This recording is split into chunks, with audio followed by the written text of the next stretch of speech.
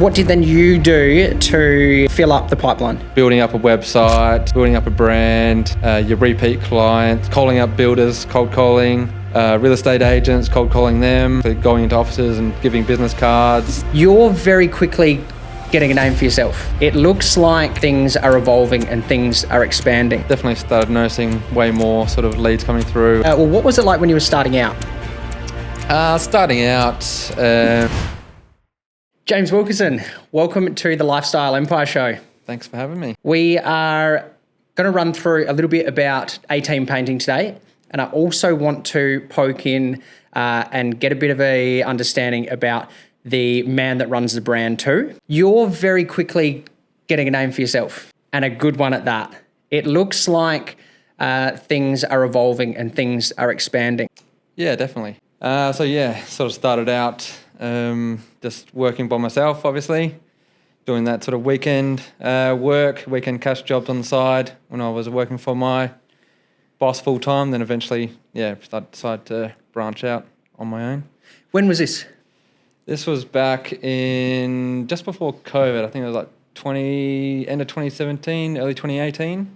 Yeah. Talk me through, because we're 27, we're 7 years in now, is that right? Yeah, you're 7 years in? 7 years, yeah. What did the trajectory look like? So paint the picture for where we are now, and then we're going to jump back in and work our way back forward over the years. So where we are now, sort of 6 employees. It has sort of chopped and changed a little bit as people go and start their own businesses or go to other companies or things like that. Or you just get rid of people that aren't quite working within your business. Mm-hmm. And then, find new people and all that sort of stuff as well. And then, sorry, what was the question again? I wanted to know where we are now. So we've got 6 guys. Yeah, got 6 guys. Is it yourself as the managing director and then everybody is techs and painters? Yeah, exactly. Yeah. Excellent. Yeah. While we're going into this, because I'll dig into your job role shortly. Yep. Quickly paint a picture for me. What does A-Team look like in 5 years' time, just so that we know the trajectory that we're on?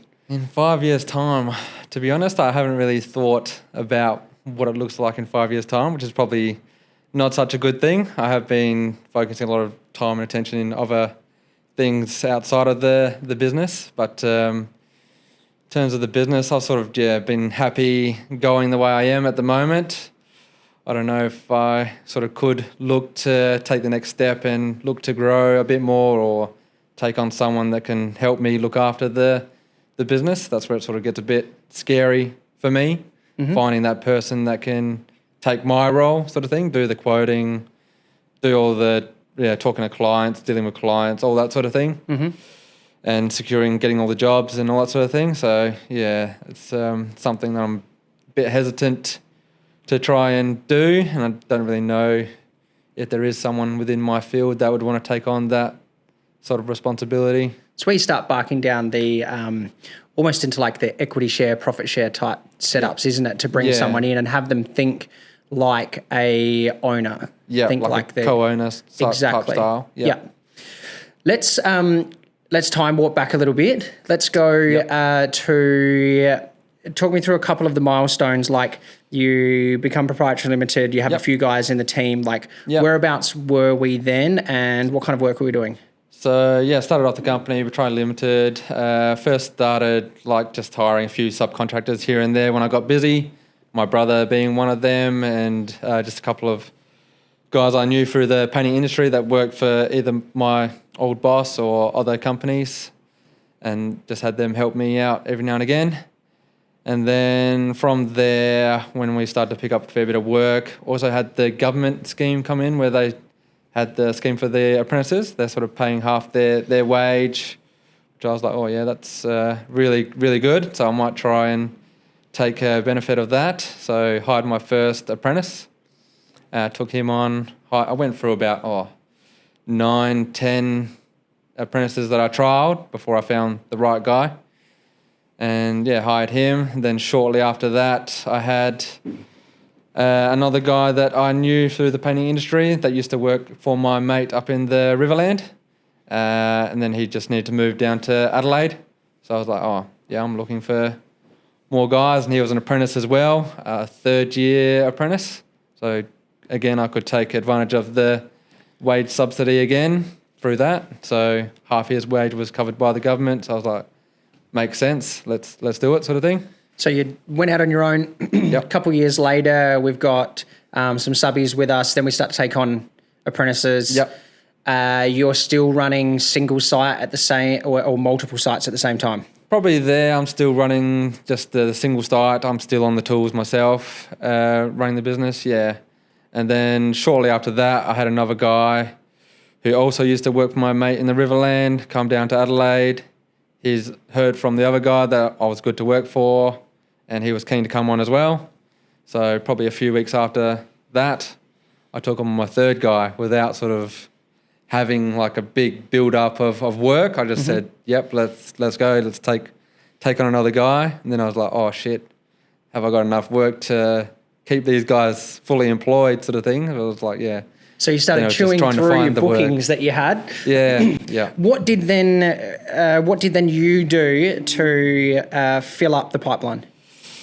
To fill up the pipeline, because you have to now go out and feed all these. They've got all these mouths to feed. Yeah. More so like building up a website, building up a brand, your repeat clients, calling up builders, cold calling, real estate agents, cold calling them, actually going into offices and giving business cards, talking to like the big paint brands like Dulux and Hames and Waddle and all that sort of thing, putting my business cards in all their paint shops. And there was one supplier that I used to use all the time, Dulux in Seaton. They were really good at recommending me early on, sort of thing, to clients they had come into their store.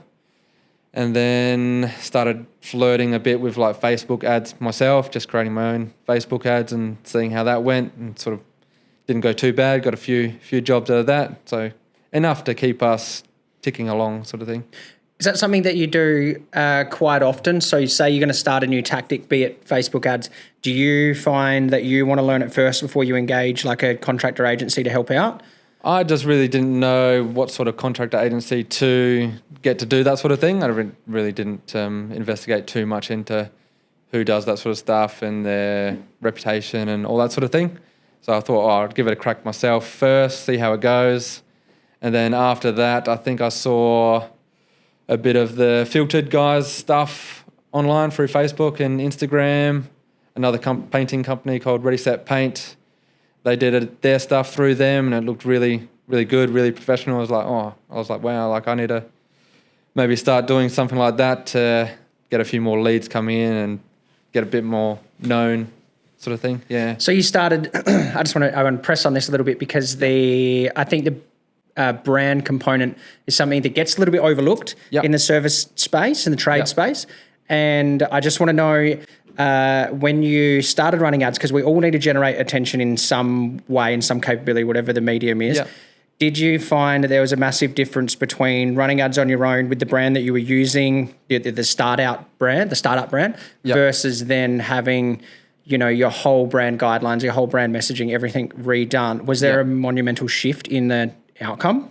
Yeah, definitely. It's definitely started noticing way more sort of leads coming through and better quality and all that sort of thing, because I was just posting like a random picture of a project we did with a bit of writing about the company, and it wasn't very professional, whereas the Filtered guys would get proper professional content, go out, film the projects, get me to do a bit of a speech sort of thing, like really high quality professional videos that really I've seen one of your project showcases in my house, actually. Yeah. With those lads, they're good friends of mine. Yep. Which is it's a very Adelaide thing, isn't it? That everybody knows everybody. Exactly. Hope you're happy with the paintwork there. Talk to me about. I want to know about the ideal client, because I feel like a lot of us shoot to do everything for everybody, but I know that you've kind of refined things down a little bit, haven't you? Ideal client, I don't know. I guess it's someone who's more focused on quality rather than getting the cheapest quote. Mm-hmm.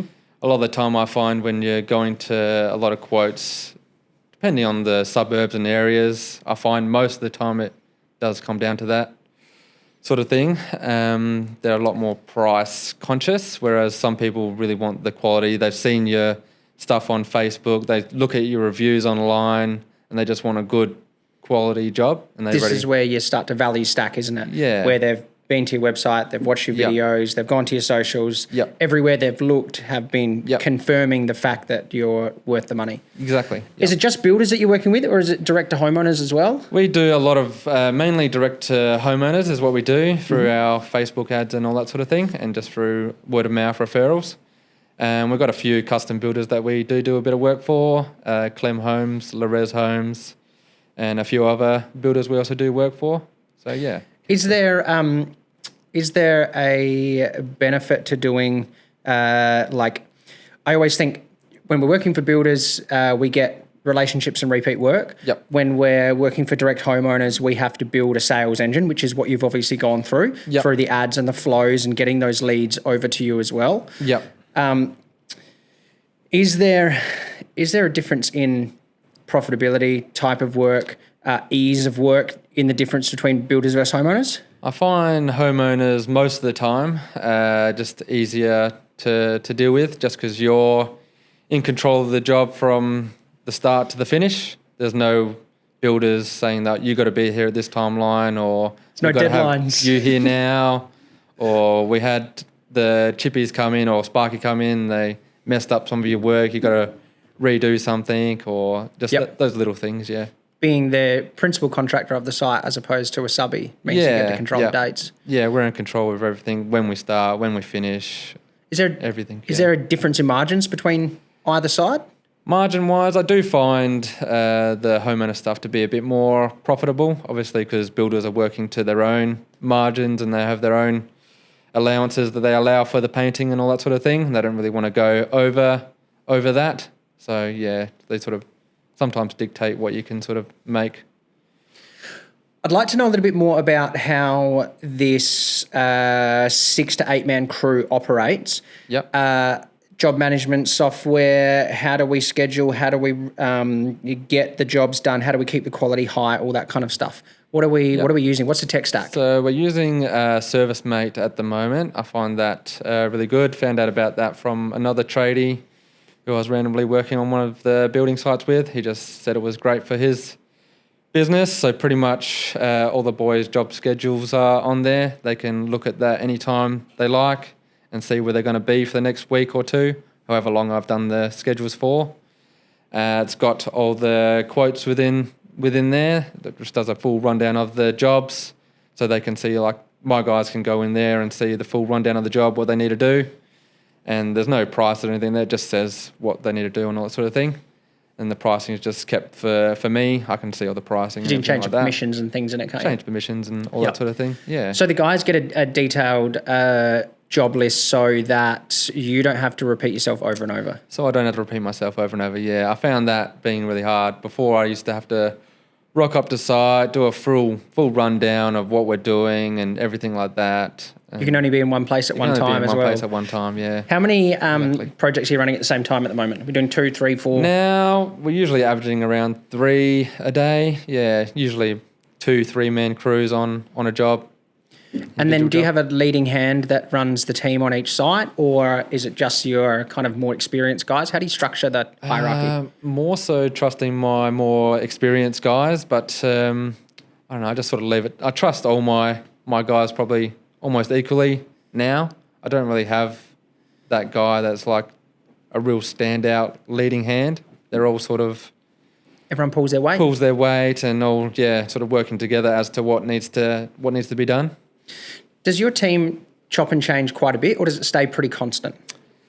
It has chopped and changed a little bit. You find as sort of people work within the business, they might stay 3-4 years is sort of been my max sort of thing. Then they eventually want to go out working for themselves or just taking a look elsewhere. Maybe the grass is greener with another company or something like that. Whereas you still get 3 or 4 years out of guys, which is a good tenure, really. Pretty good, yeah. I've had some guys sort of 2 years sort of thing, but yeah, they were guys that maybe weren't a right fit for my business anyway. So when it comes to replacing those guys, what's the process? How do we go about it? Because everyone complains about not being able to find good guys. It is really hard to find good guys, especially within the painting industry. I found I've been lucky, as in the guys that I've already had working for me refer their friends or other people that are within the painting industry to me, and that's how I sort of found majority of my guys, or through my mate that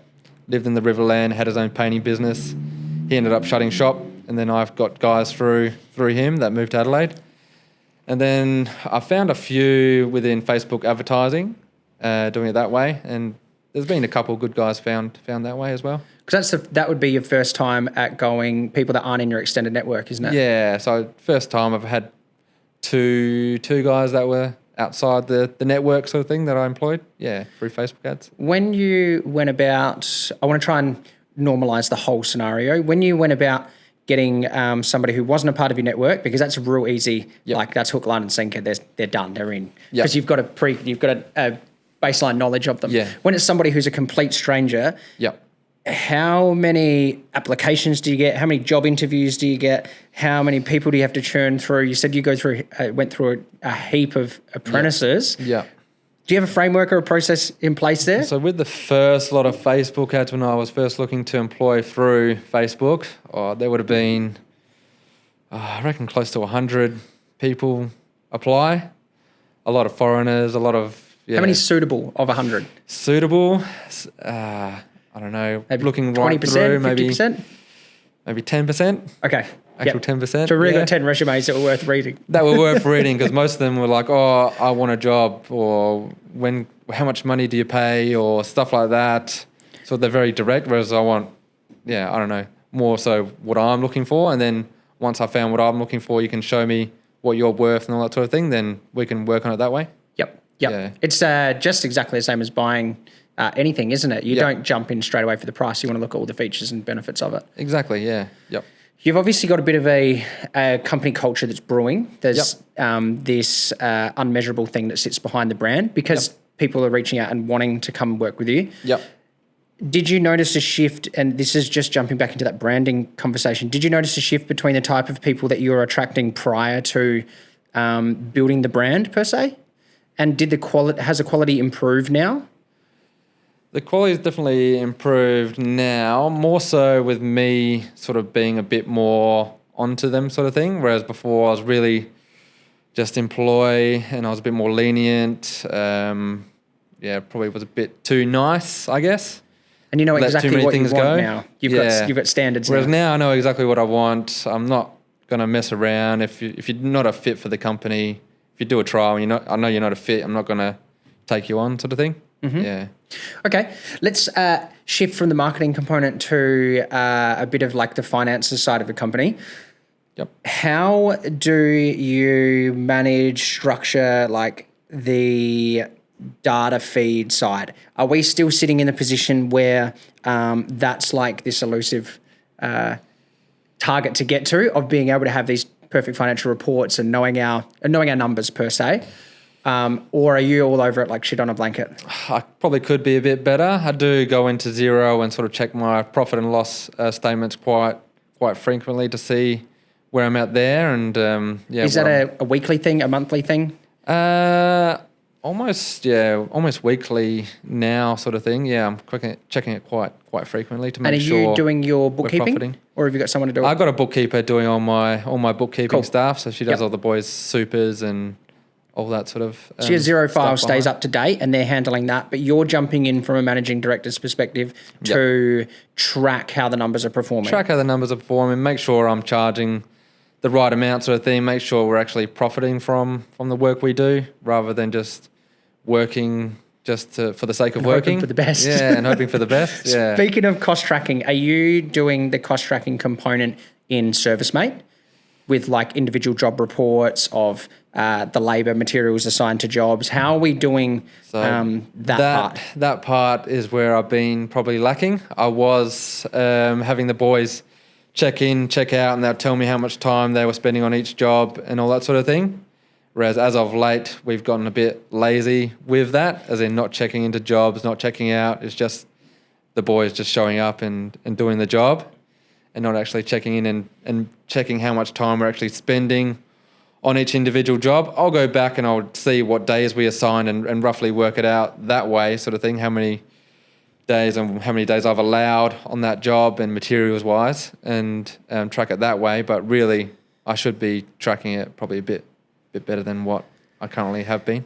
It's frustrating from a managing director's perspective, isn't it? Because you create this system that's supposed to work. Yeah. That works for a period of time, and then if you're not there to upkeep, and particularly because you don't have a middle level management team, if you're not there to upkeep it, it kind of just like 5% of it chips away, and then 10% of it chips away, and then another 10% of it chips away. That's what I found. It was really good for a while. The boys are doing it all the time, check in, check out, doing all the right things, but then they started lacking. I was like, oh, come on, you need to keep checking in, and then eventually I just forget to keep telling them, and then it just goes by the wayside, and Sounds like we could be pick it up from the start. Next phase is going to be that middle level management team start to kind of not crack the whip per se, but hold the processes in place. Keep that maintaining of the processes. Yep. I want to shift gears a little bit now. I want to know about the man behind the brand. Yep. Tell me about your lifestyle empire. Are we doing anything outside of the business? Is there investments? What's the grand plan? So outside of the business, I am doing quite a lot at the moment. So I'm working with a property investment company who also do a bit of business stuff as well. Positive Real Estate, they're a Brisbane-based company. So I got my own property coach. They got their own people that go out and find the real estate deals and all that sort of thing. They got live events where I've flown over to Brisbane, Melbourne, Gold Coast, and gone to their live events. But that's more part of their business side of things, and more around like your taxes and business structuring and corporate structuring, all that sort of stuff. Yeah, cool. So we've got a team, which is our earned income, and then we've got our property development portfolio. Then I'm really learning how to try and build up a property portfolio and get that sort of passive income coming, because that's ideally what I want to sort of get to, where I get to a level where I don't have to work, or I can pick and choose when I want to work, and I've got some other income coming in. That's passive. Excellent. So it's not all reliant on the one entity. Not all relying on the one entity, yeah. Talk to me about the portfolio itself. Do we have some projects underway? Have we got some buy and hold? So right now we got one house in Brisbane, in Ripley, just 45 minutes out of the Brisbane CBD. Also got another Brisbane property that's almost finished being built. Will be finished in 2026. That's a townhouse over there, and then we're also building my family home here in Adelaide in Salisbury Heights, starting next year with a builder, Claridge Construction. So you got a bit on. Looking forward to that. Yeah.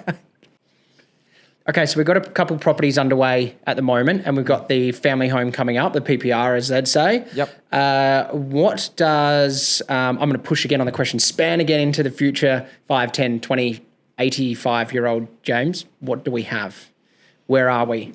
5, 10. Pick a timeline for us. Let's go maybe, say, 10, 15 years in. That gives the properties a bit more time to do their thing and all that sort of thing. So probably 15 years' time, I sort of want to be really, not, I guess, slowing down, or more so not as involved within the business as I am, sort of thing, because I'm constantly in it day to day. I'm in the shit sort of thing, and a lot of stress and that sort of thing still. Sometimes never switching off. I want to be able to switch off, to spend time with family, not worry about what's happening on the day to day. Yeah, not bring it to the dinner table and to the pillow. Whereas I'm always on the phone at dinner, or after my little one's put to bed, I'm on the phone or laptop doing work stuff, or waking up at crazy hours in the morning. Yeah, I'm coming to think that's just the way we're wired, though. Yeah, it is. Yeah, it is. I've been like that for a long time, actually. What's your routine like? What was it like when you were starting out?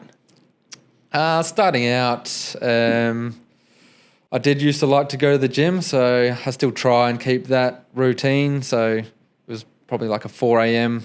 wake up to go to the gym in the morning before work, and then jump on the tools, or get on my paint and gear organised for the day, and then jump on the tools and away we go till like 3:30 in the afternoon. And then after that, I was going out quoting and stuff till like 5 o'clock. And then I'd come home, go on the laptop and start on my quoting. That was early on within the business. And this is the 70, 80-hour week lifestyle. I'd be up to all hours quoting on the laptop and all that sort of thing. So, yeah, that was good fun. What about now? Now I got a 20-month-old or 21-month-old son. So a lot of my time's consumed by him after when I get home from work.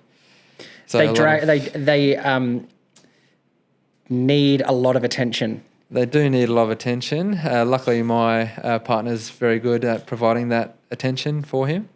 So, yeah, but I still try my best to contribute and help out, if that's either taking him to the park after work, taking him for a walk down to the park, going on the playground, or making dinner, or doing all the bath time and nighttime routine stuff. Do you have a couple of those things in your house? I often think about them, I guess, in my own mind as like pink jobs, blue jobs, not in a sexist way, just in like some of my blue jobs, like I usually take the bathing side or at least one of them, or like the afternoon park play. What are some of the things that are like ritualized in your house that you take ownership of? Sort of ritualized to taking him down to the playground and playing with him while she was doing all the dinner stuff, and then I would also do all the bath time, get him so one person will take the kids, the other person cooks so that cleans, there's a bit of free time in the house. Get all the stuff for him organised for the next day, get all his stuff organised for childcare the next day, or every Friday he goes to his nan's house, so getting him ready for that. Pack the bag and the spare jocks and everything else. All that sort of thing, yeah. Because this is something I don't feel like it gets spoken about a lot. A lot of us are young parents and we're trying to navigate how do we run the business, when do we take some time for ourselves, which doesn't happen a massive amount, and then how do we show up as a good parent, where is our time spent, is it quality of time versus quantity of time, what roles should we do, what jobs do we do, am I better off at work, should I be cooking, do I need a chef, do I get a cleaner, you see the it's perpetuating hard, cycle. It's definitely hard, so all those sort of things. So we have a cleaner that comes every 2 weeks, so we probably could have her come more than that. The house does get quite messy quite quickly. It's quite easily to do. And then, just all the other stuff as well. Having her mum help out with the little ones really been great for us. Like, she's just there whenever we need her sort of thing. So that's really helpful. And then my mum's come onto the scene recently, taking him every Monday. Perfect. So we do get a bit of family help that's not into the daycare system. Yep. Excellent. Yeah. Do you still have to work on the weekend? On the weekends, I try to do very, very minimal. Just if there's like something really important that I have to do, or a really important quote, or something like that I have to do, then I'll do that. But most of the time, I'm spending time with the family or friends or. So you're not getting drawn into a lot of have-to-do things on the weekend. If you're working, it's I'm trying to get all my have-to-do things done within the week. I'm trying to make sure I don't have any of that sort of stuff flowing into the weekend because, What about outside of the dad hat and the business hat? Yep. What else do we do? What else do we do? There's a minute left in the day. There's a minute left in the day, literally, yeah. So just have you fit the staying active, exercise, gym back into the routine? Has it made its way back in? That's still trying to work its way back in, yeah. So still going mainly in the morning time before work, or maybe in between quotes, wherever I can try and fit it in, really. Yep. Try and fit in that time. Yeah. That's something that I've noticed to be a trend with the guys that I work with, and then some of the guys that we've spoken to on the show and outside of that, is when we're working for someone else, before we started out on our own, we were going to the gym in the afternoons. And then you start working for yourself and the afternoons drag out. You don't know if it's going to be a 3, 5 or 7 p.m. finish. So you're like, I'll just knuckle down and get it done early. And then you're in there in the gym 5 days a week at 4 o'clock in the morning. And then after a while, the candle can't be burnt that hard. Yep. And something it is hard to gets keep that dropped up. Yep. and the gym gets taken away because we need to sleep because we're up at 11 o'clock Yep. at night quoting. Yep. And then the company grows and grows. We get to 8, 10, 12 people.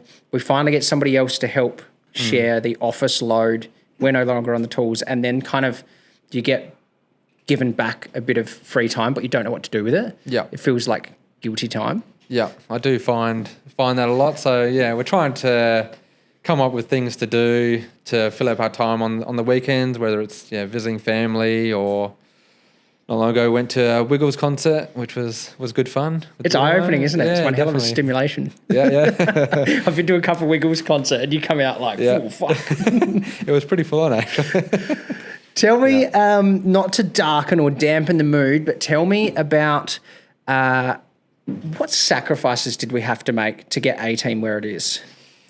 More so sacrifices of my time sort of thing, and more prioritising the business rather than going out on the weekend or stuff like that. Then Saturdays, Sundays were in the early days consumed by work, either working the Saturday, working Sunday, or quoting, just getting as much as I can done to try and build up the business as quickly as possible. So it's turning down some of the events. Turning down some of the events and catching up with friends and stuff like that, and more focusing time on the business. Yeah. Did you have to take any of those, I don't know if they're extreme examples, but did you have to take any of those vices of like no booze for extended period of time, or I'm going to avoid these friends, or are any of those components popped up throughout the journey? Not really trying to avoid anyone. Just happens, I guess, when you've got so much to do. And in terms of booze, I'm not really a big drinker, so I was just drinking when I go to events and parties and stuff like that. So pretty much no alcohol for a little while for me. Yeah. Excellent. Yeah. Tell me your definition of success. Definition of success would probably be more dictating my time, dictating what I want to do with my days, spending time with family, and being able to raise my son the way I want, sort of thing, giving him that quality time.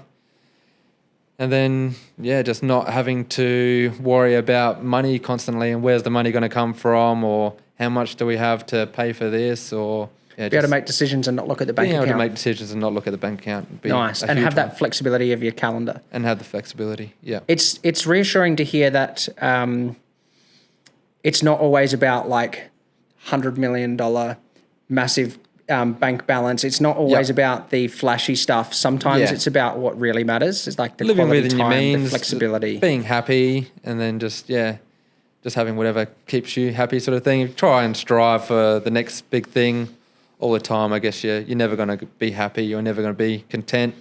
It's always good to have those goals and strive for bigger and better. But just maybe tone it down a little bit. What are you learning at the moment? What am I learning, as in regards to?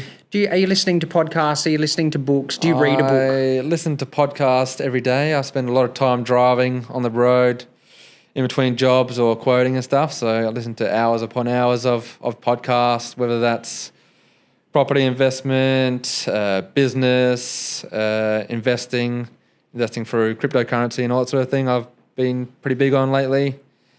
Have And you then just, all that you've sort of dabbled stuff. in crypto? I have dabbled into crypto, yes. How heavily are we talking?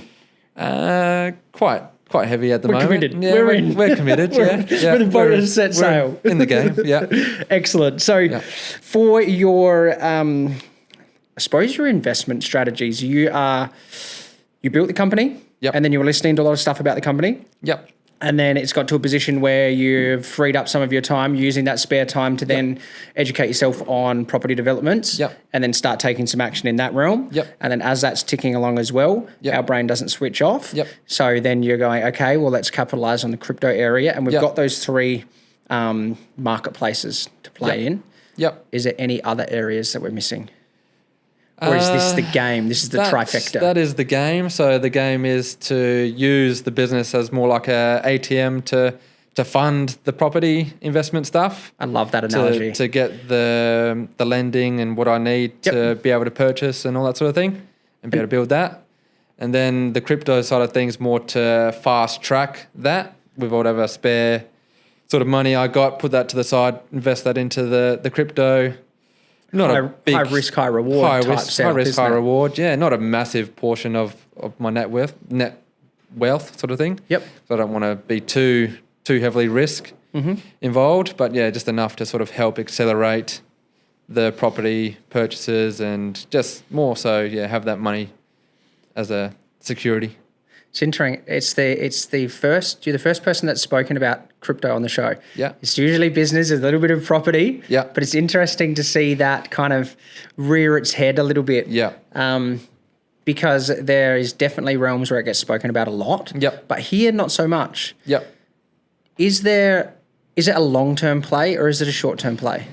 For me, it's more of a long-term play. I don't see it going anywhere. I see this being just the sort of beginning of it. So if this is the early stage, then why wouldn't I try and build on it? If it's going to be something that's going to be mainstream, it could be pretty huge.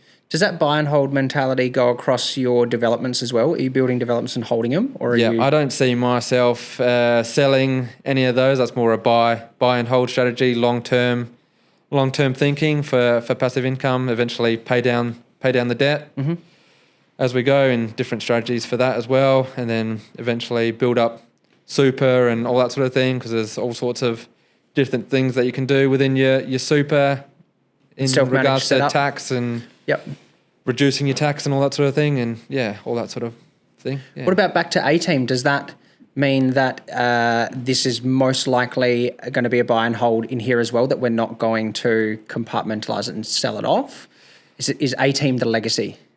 If I can find someone to take it over, that would become a legacy, I guess. I'll keep within the business for however long I sort of need to, or still have the passion for it.